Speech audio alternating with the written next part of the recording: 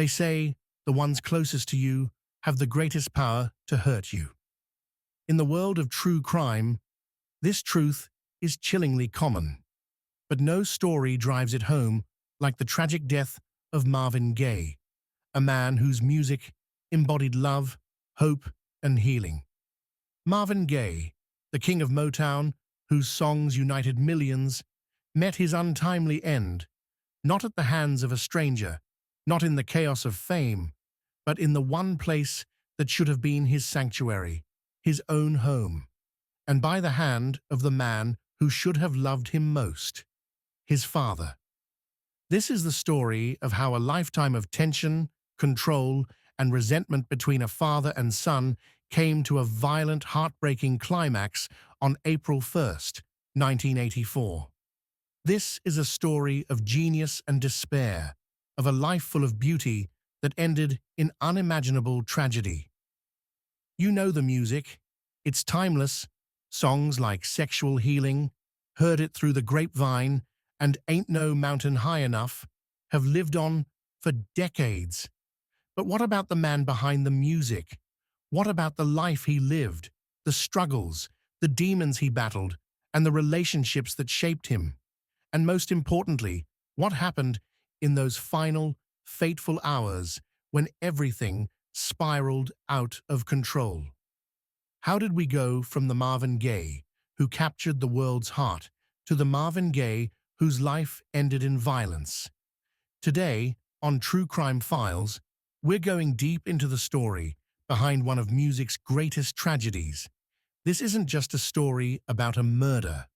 It's a story about family, fame, and the devastating toll of unresolved trauma.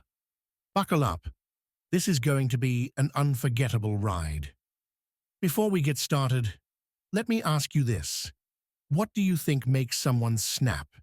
Is it one moment of rage, or is it a lifetime of pain and tension finally breaking loose?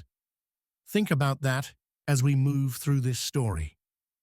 And if you love diving into the most gripping true crime cases, stories that unravel the darkest corners of human nature, make sure you hit that like button and subscribe to True Crime Files. We bring you the untold stories behind history's most shocking crimes every single week. Turn on notifications so you'll never miss an episode. So let's begin. To understand the tragedy of Marvin Gaye's death, we have to start at the very beginning, with the complex, fraught relationship that shaped his life and ultimately led to his demise. This is the story of Marvin Gaye, the Prince of Motown, and the father who killed him. Our story starts long before April 1st, 1984, long before the fame, the money, or the music. It begins with a boy growing up in a strict household under the watchful eye of his father, a preacher who demanded perfection and obedience. It begins with Marvin Gaye Jr., a boy with a voice that would one day change the world, but who, as a child, felt trapped in a world he couldn't escape. And it's there, in those formative years, that the seeds of tragedy were sown. Let's take a closer look. Before we begin the story, don't forget to like and subscribe for more. Before Marvin Gaye became a Motown legend, he was just a boy growing up in Washington, D.C., grappling with the weight of his family's expectations and the complexities of his household. To truly understand how this story unfolded, we need to go back to the beginning, to the roots of Marvin's life, his upbringing, and the turbulent relationship that would one day culminate in tragedy. Marvin Gaye Jr. was born on April 2nd, 1939, the second of four children to Alberta Gaye and Marvin Gaye Sr. From the start, life in the Gaye household was anything but easy. The family lived in a modest home in the segregated neighborhoods of D.C., navigating both financial struggles and societal pressures. But inside the walls of their home, another, more personal struggle was taking place, a struggle for control, for understanding, and for love. Marvin Gaye Sr. was a complex man. On the surface, he was a deeply religious preacher, a man devoted to his faith and his family. But beneath that exterior lay a strict, authoritarian figure who ruled his household with an iron fist. He demanded discipline and obedience from his children, often using harsh methods to enforce his will. Marvin Jr. once described his father as a man who loved no one and feared only God. That statement alone paints a chilling picture of their relationship. Marvin Sr. was also a man of contradictions. While he preached righteousness and morality from the pulpit, his behavior at home often clashed with those teachings. He was known for his temper, his unpredictability, and a deep sense of insecurity that seemed to seep into every corner of the family dynamic. And then there was his jealousy, a jealousy that would simmer for decades as his son's success grew. On the other side of this dynamic was Alberta Gaye, Marvin's mother, a woman who was the emotional anchor of the family. Alberta was loving, patient, and nurturing, offering her children the warmth and support they often couldn't find in their father. Marvin Jr. adored his mother and saw her as his protector, but even she couldn't shield him from the turmoil that existed within their home. As a child, Marvin found himself caught in the crossfire of his parents' relationship. While Alberta tried to keep the peace, Marvin Sr.'s rigidity and temper created an environment where love often felt conditional.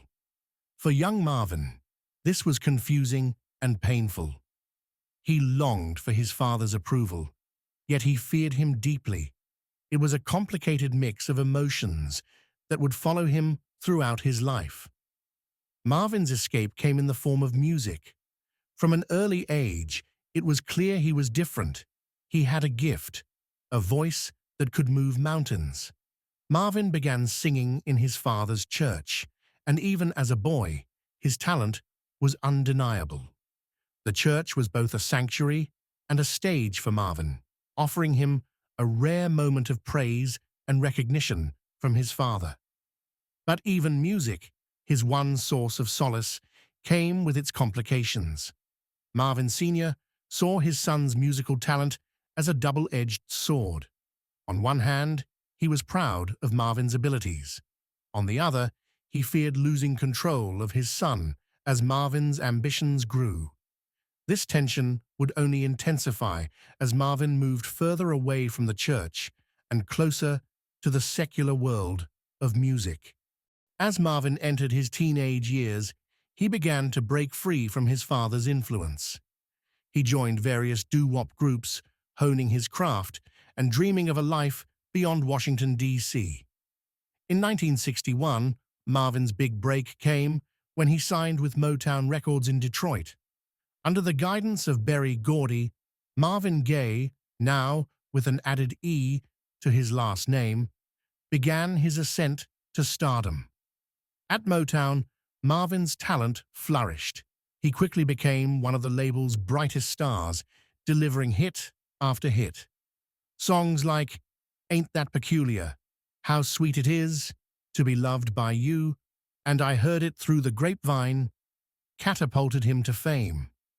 But with success came new pressures and old wounds that refused to heal. Despite his success, Marvin was haunted by his past. The relationship with his father remained strained, and the unresolved tension from his childhood began to manifest in other areas of his life.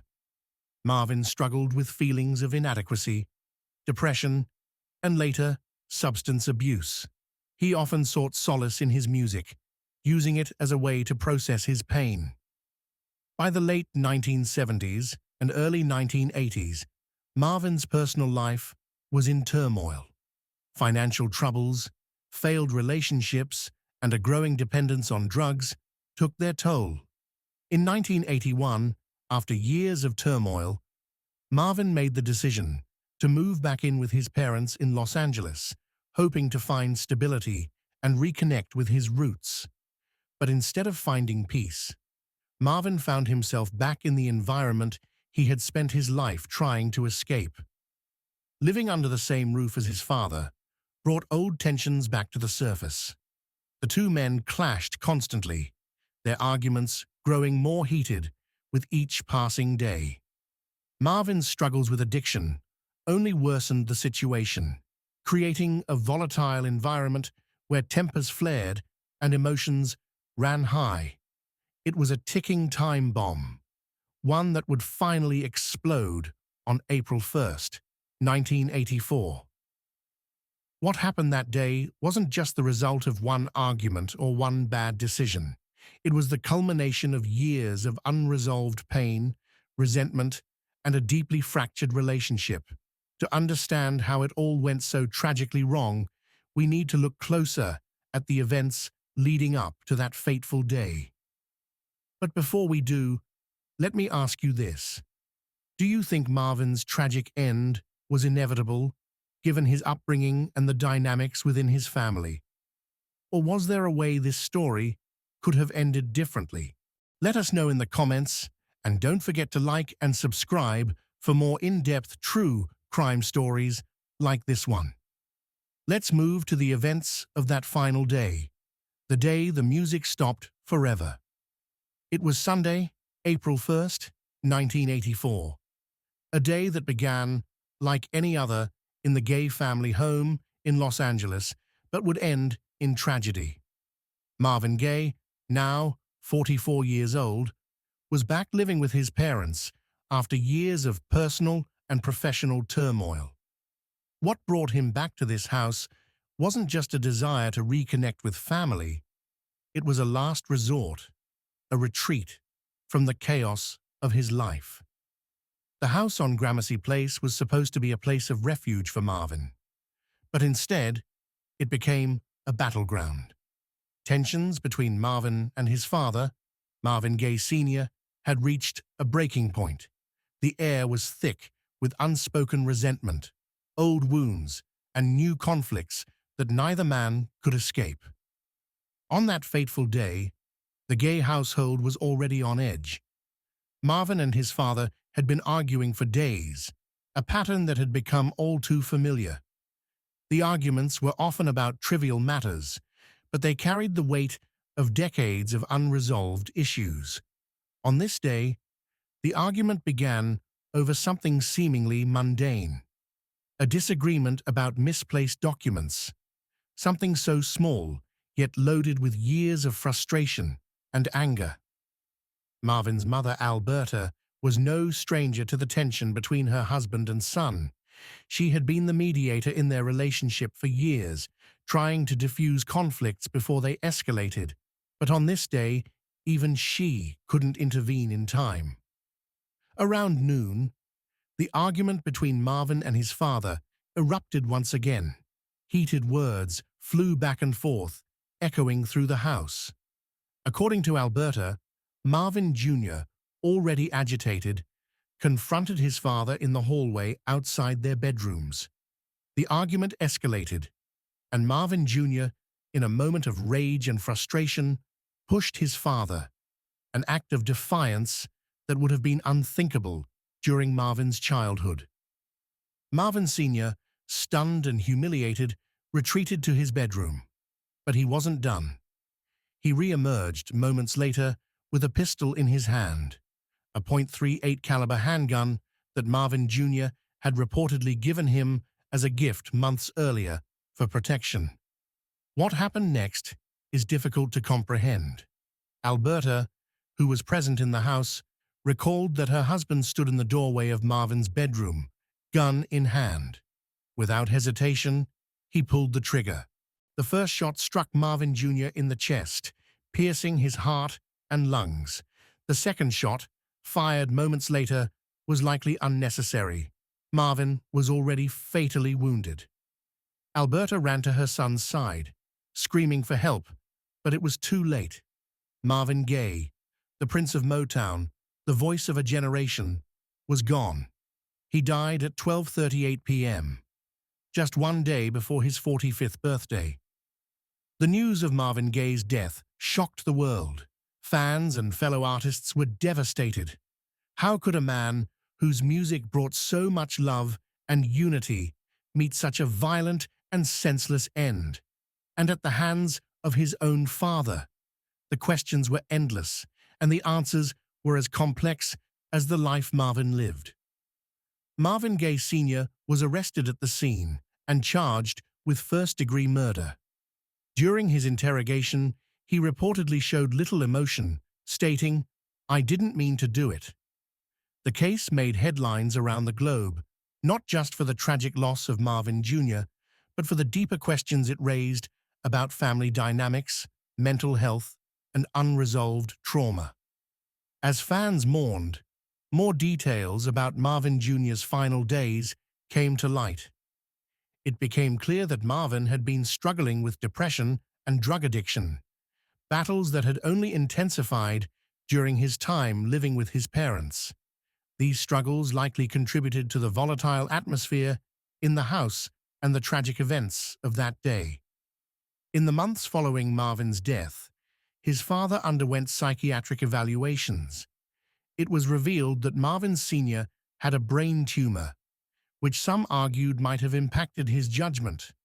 Ultimately, he pleaded no contest to voluntary manslaughter and was sentenced to a suspended 6-year prison term, along with probation. Many saw the sentence as a reflection of Marvin Sr.'s age and health, but it did little to bring closure to fans or Marvin's loved ones. Marvin Gaye's death left a void in the world of music, but his legacy lives on. His songs continue to inspire generations, reminding us of his incredible talent and the profound impact he had on the world.